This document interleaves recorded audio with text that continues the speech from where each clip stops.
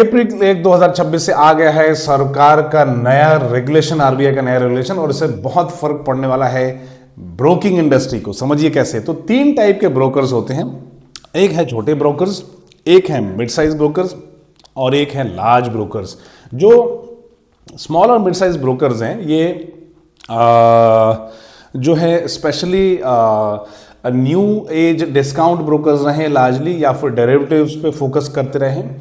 जो बड़े ब्रोकर्स हैं वो ट्रेडिशनल ब्रोकर्स हैं लार्जली, और वेल्थ मैनेजमेंट जैसी सर्विसेज पे फोकस करते गए हैं। अब आपको ये तो पता है कि अप्रैल 1 2026 से नए रेगुलेशंस आने वाले हैं। बैंक्स की फाइनेंसिंग ब्रोकर्स की फाइनेंसिंग जो बैंक से हो रही थी उसको टाइटन करते हुए दिख रही है। और डेरिवेटिव ट्रेडर्स तो बिल्कुल भूल ही जाइए। डेरिवेटिव ट्रेडिंग साइड पर बैंक गारंटीज बैंक्स नहीं दे सकती। मतलब प्रॉप डेस्क ट्रेड में होता क्या था, largely bank guarantees, largely derivatives trade हो रहे थे, वहां बैंक गारंटी बंद कर दी है। एसटीटी बढ़ गया है, लोगों का नजर जो है जरिया रुख रिटेल ट्रेडर्स डेरिवेटिव से भाग रहे हैं क्योंकि पूरा कैपिटल ही साफ हो जाता है।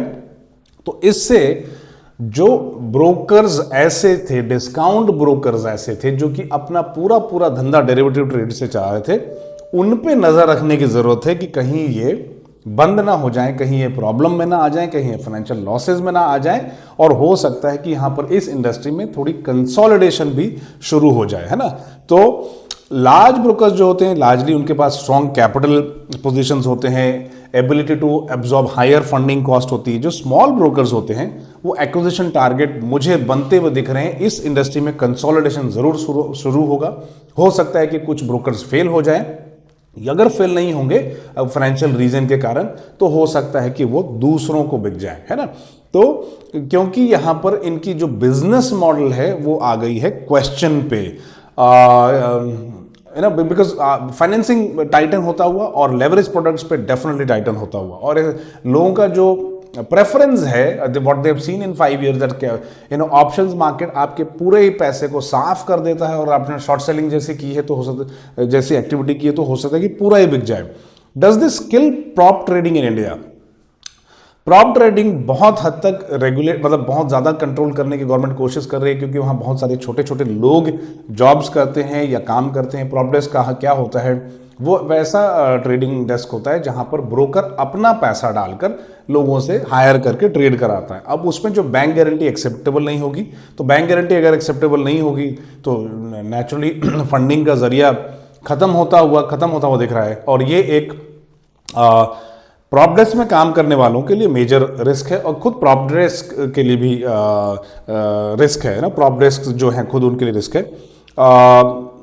थोड़ा और हमें ध्यान रखने की जरूरत है कि इनसे क्या असर पड़ सकता है। तो मुझे डेफिनेटली इन रेगुलेशन से इस इंडस्ट्री में कंसोलिडेशन होता हुआ दिख रहा है। बहुत सारे ब्रोकर्स आ गए थे, बहुत सारे साइज के। मुझे लगता है कि स्मॉल और मिड साइज शायद ऐसे इनको सरवाइव नहीं कर पाएंगे ऐसे टाइट रेगुलेशंस को, और उनको इसके कारण कंसोलिडेशन हो सकता है।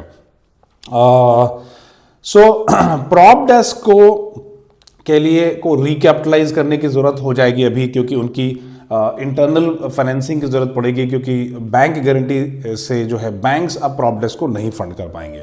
स्मॉल ब्रोकर्स जो होंगे उन पे प्रेशर पड़ेगा, और हो सकता है कि वो एग्जिट कर जाए बिजनेस, या फिर उनसे पोटेंशियल एक्विजिशन के टारगेट बन जाए।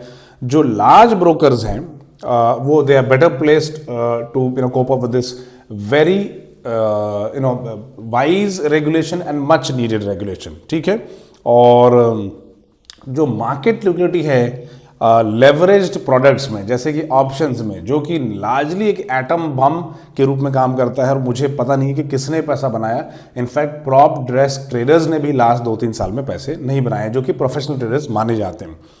रिटेल ट्रेडर्स स्पेकुलेटिव प्रोडक्ट से दूर जाएंगे और कैश जैसे सेगमेंट में काम करना शुरू करेंगे। तो ये एक बहुत बड़ा वेलकम मूव है, और आइए देखते हैं कि किन ब्रोकर्स पे असर पड़ता है। आपकी क्या राय है ज़रूर बताइएगा, और इसको जो स्टेटमेंट्स मैंने दिया वो सही है गलत, वो ज़रूर आप मुझे बताएं अपने कमेंट्स करके।